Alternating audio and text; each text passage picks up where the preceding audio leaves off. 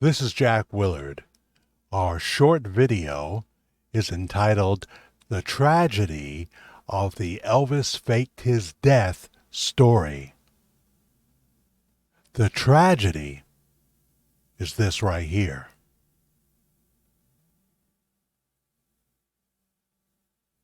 The death of two teenage girls.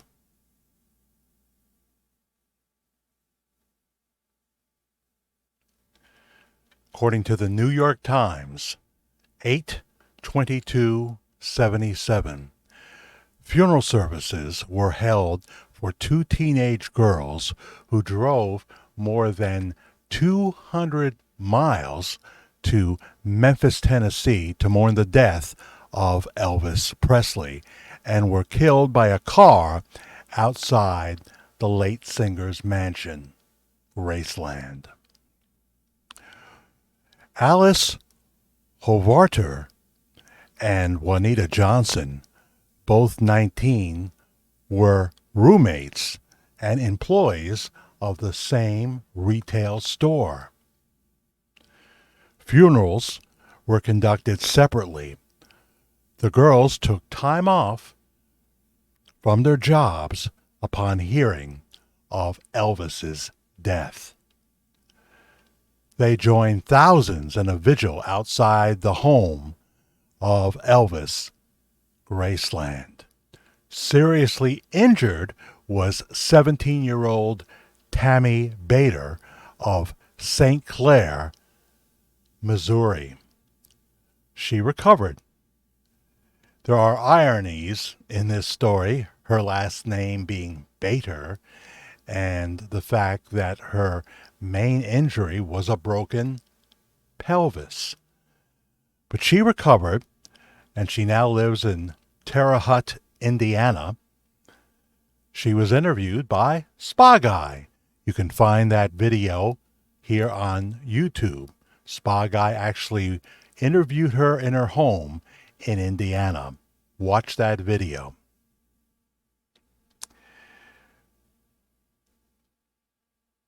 Now, whether you believe Elvis faked his death or you believe that he died in the bathroom of Graceland in August of 1977, a man with, to be graphic here, chronic constipation. One report said that he had 4 months of stool in his body. We know that Dr. Nick pumped him full of legal injectable painkillers. We know that. And we know that certainly in August he was very near death. The question then becomes, were they able to get to him in time?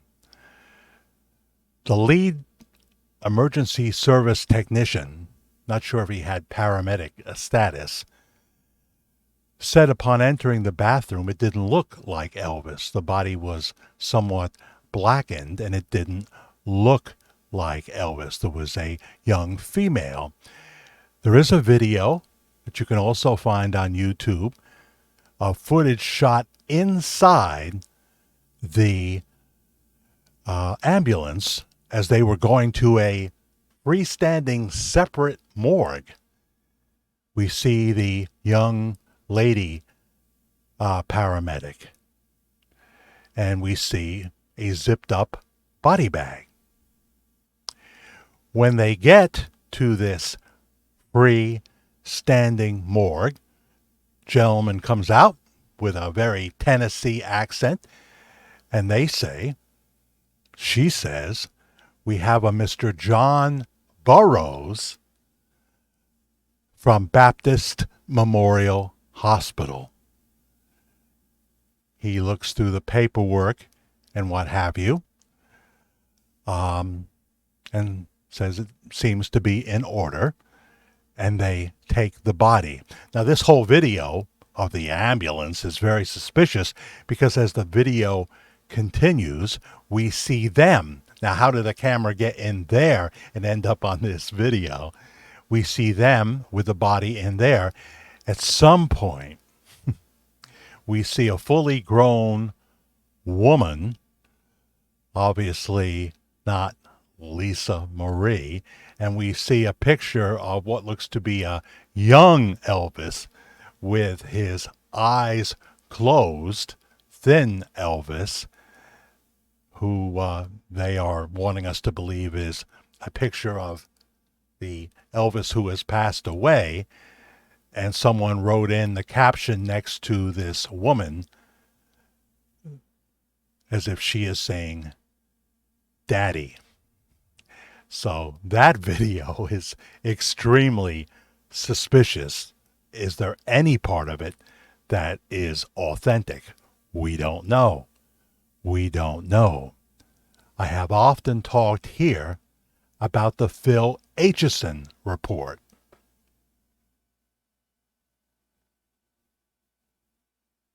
Anyone who thinks I'm pausing to allow YouTube to insert a commercial, you are absolutely right.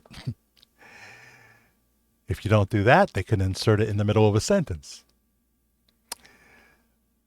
Phil Aitchison talked about the paramedics.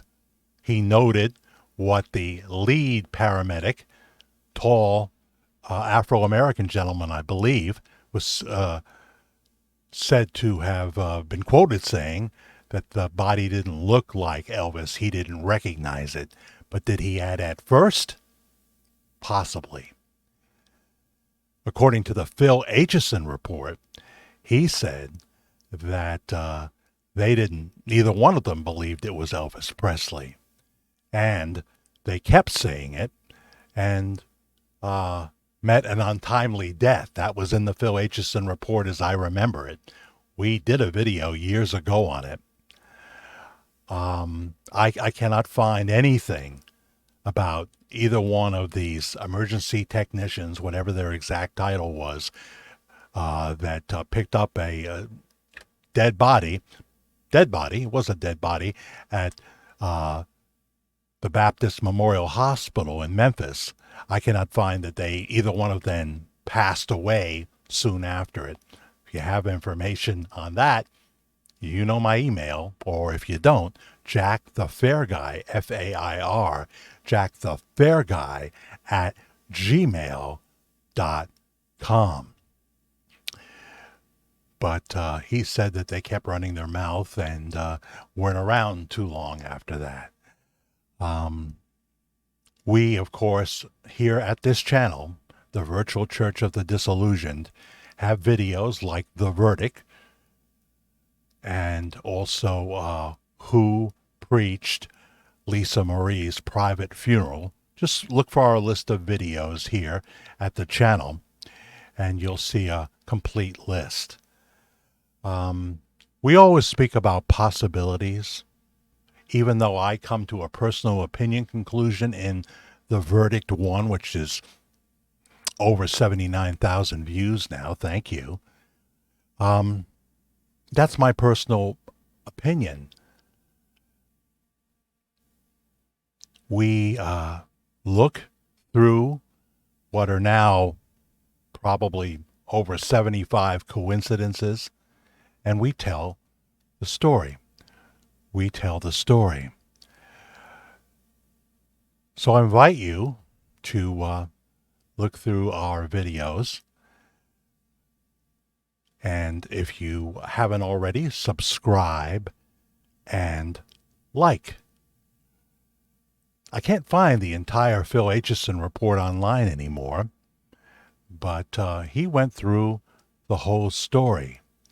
Now, here is a picture, I believe, from the Memphis newspaper.